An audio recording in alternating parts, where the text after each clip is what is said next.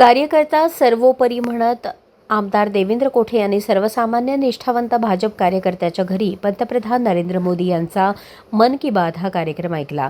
रविवारी झालेल्या या कार्यक्रमानंतर नागरिकांनी आमदार देवेंद्र कोठे यांच्या या भूमिकेचे कौतुक केले।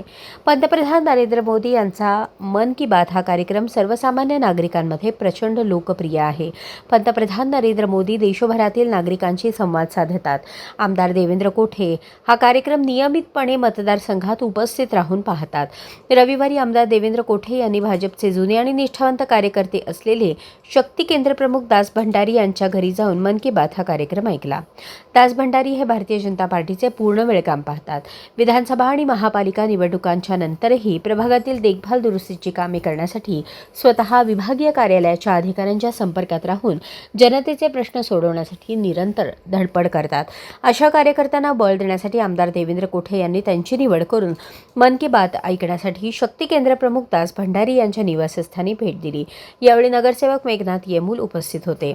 पत्र्याचे घर असलेल्या सर्वसामान्य कार्यकर्त्याच्या घरी भेट देऊन त्यांच्यासोबत चहापान करत कार्यकर्त्यांची, कुटुंबियांची तसेच परिसरातील नागरिकांची विचारपूस करण्याच्या आमदार देवेंद्र कोठे यांच्या या कृतीचे नागरिकांनी कौतुक करत समाधान व्यक्त केले।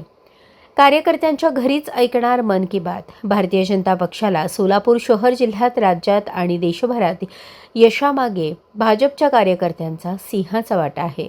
भाजपामध्ये कार्यकर्त्यांचे महत्त्व अनन्यसाधारण आहे आणि हीच भूमिका ठेवून यापुढे प्रसारित होणारा मन की बात हा कार्यक्रम पाहण्याचा मानस आहे, असे देवेंद्र कोठे शहर मध्य आमदार यांनी मनोगत व्यक्त केले।